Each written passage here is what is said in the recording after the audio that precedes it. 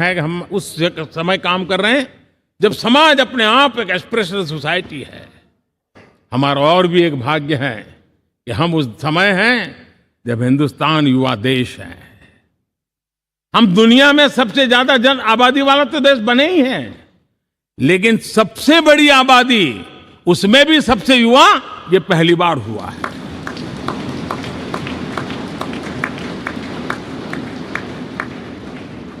जिस देश के पास ये युवा शक्ति हो, युवा सामर्थ्य हो, तब हमें उसकी टैलेंट पे भरोसा है, हमें उसकी संकल्प शक्ति पे भरोसा है, उसकी साहस में हमें भरोसा है। और इसलिए हम चाहते हैं कि दुनिया में भारत का युवा अग्रिम पंक्ति में नजर आना चाहिए, वो स्थिति पैदा होनी चाहिए। आज पूरी दुनिया को स्किल मैन पावर की बहुत बड़ी जरूरत है और भारत विश्व की इस आवश्यकता की पूर्ति के लिए अपने आप को सज्ज कर सकता है और उन आवश्यकताओं को पूरी कर करके दुनिया में अपनी एक जगह भी बना सकता है।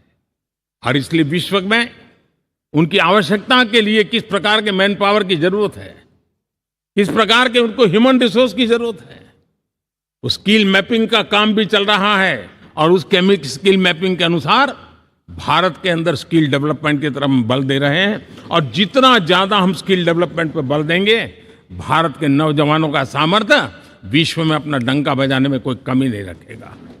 और हिंदुस्तानी जहां गया है उसने अच्छाई की छाप छोड़ी है, कुछ कर गुजरने की छाप छोड़ी है। ये सामर्थ्य हमारे अंदर पहले से पड़ा हुआ है और हमारे पहले जो लोग गए हैं उन्होंने इससे छवि भी बना के रखी हुई है। आपने देखा होगा पिछले दिनों करीब 150 नर्सिंग कॉलेज एक साथ खोलने का निर्णय किया। पूरे दुनिया में बहुत बड़ी रिक्वायरमेंट है नर्सिंग की। हमारी बहन, हमारी बेटियां, हमारे बेटे उस क्षेत्र में दुनिया में पहुंच सकते हैं, आसानी से पहुंच सकते हैं। पूरे विश्व की जरूरत है और ये तो मानवता का काम है जिसमें हम पीछे नहीं रहेंगे।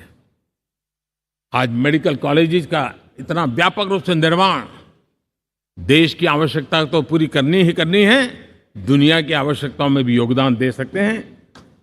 कहने का तात्पर्य यही है, हर छोटी चीज पर बारीकी से ध्यान देते हुए, उस पर अपना ध्यान केंद्रित करते हुए हमें आगे बढ़ना है। हमें भविष्य के लिए सही समय पर सही फैसले भी लेने होते हैं। हम फैसलों को टाल नहीं सकते। हम राजनीतिक लाभ नुकसान के गणा भाग के अंदर अपने आप को बंधित नहीं बना सकते हैं। हमें तो देश के एस्पिरेशन के लिए हिम्मत के साथ नए निर्णय करने होते हैं। आज सोलर पावर के सफल मूवमेंट्स हमारी भावी पीढ़ी के लिए एनर्जी क्राइसिस से मुक्ति की गारंटी दे रहा है। आज मिशन हाइड्रोजन आने वाले दिनों में जो एनवायरनमेंट की चिंता है, जो टेक्नोलॉजी में बदलाव आ रहा है, उसके समाधान का रास्ता देने का सामर्थ्य रखती है। आज हमारा सेमीकंडक्टर जिस प्रकार से जीवन चलाने में हमारे हृदय की जरूरत रहती है, वैसे ही आज हमारी टेक्नोलॉजी चिप्स के बिना चल नहीं सकती और सेमीकंडक्टर उसके लिए बहुत अनिवार्य है। उस दिशा में हम आगे जाकर के इलेक्ट्रॉनिक मैन्युफैक्चरिंग में कोई रुकावट ना आए और जीवन कहीं अटक न जाए, उसलिए एक बहुत बड़ी मात्रा में हम काम कर रहे हैं।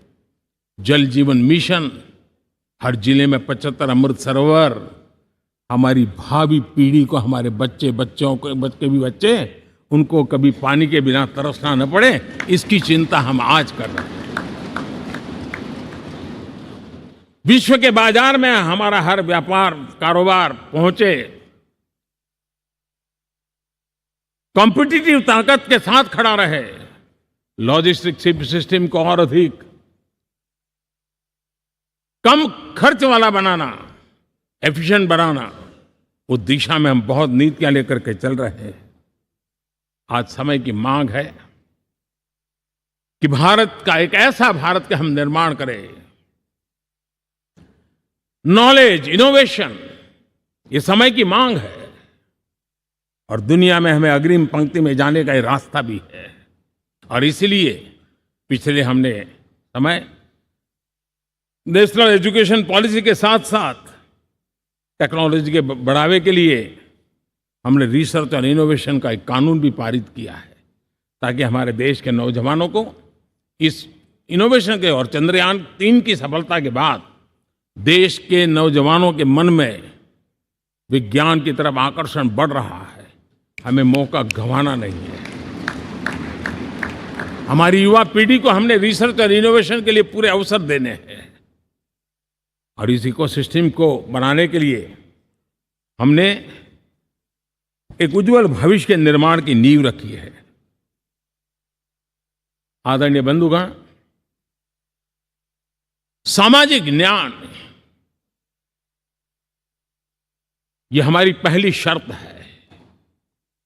बिना सामाजिक न्याय, बिना संतुलन, बिना समभाव, बिना समत्व हम इच्छित परिणामों को घर के भीतर प्राप्त नहीं कर सकते। लेकिन सामाजिक न्याय की चर्चा बहुत सीमित बन के रह गई। हमें उसको व्यापक रूप में देखना होगा।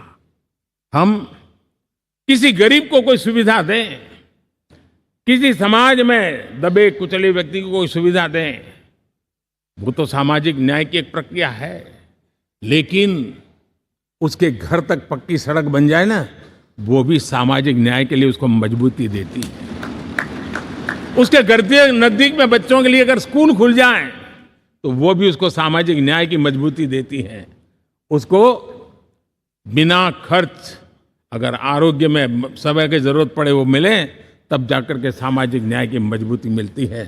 और इसलिए जिस प्रकार से समाज व्यवस्था में सामाजिक न्याय जरूरत है, वैसा ही राष्ट्र व्यवस्था में सामाजिक न्याय की आवश्यकता है।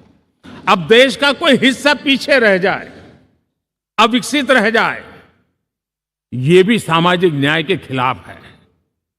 दुर्भाग्य से देश का पूर्वी इलाका, भारत का पूर्वी भाग जो समृद्धि से भरा हुआ है, लेकिन वहां के नौजवानों को रोजगार के लिए दूसरे इलाके में जाना पड़ रहा है। ये स्थिति हमें बदलनी है। हमारे देश के उस पूर्वी भाग को, इलाका को समृद्ध बना करके सामाजिक न्याय की मजबूती भी हमने देनी है। असंतुलित विकास, शरीर कितना भी स्वस्थ क्यों न हो, लेकिन एक उंगली को भी अगर लकवा मार गया है तो शरीर स्वस्थ नहीं माना जाता है। भारत कितना ही समृद्ध हो, लेकिन कोई अंग उसका दुर्बल रह जाए तो भारत समृद्धि में पीछे है, मानना पड़ेगा। और इसलिए हम सर्वांगीण विकास के पक्ष में, सामाजिक न्याय की उस ऊंचाई को प्राप्त करने के पक्ष में, दिशा में हमें आगे बढ़ना है। चाहे पूर्वी भारत हो, चाहे नॉर्थ ईस्ट हो, हमें उन चीजों को प्राप्त करना। और उसी लिए जो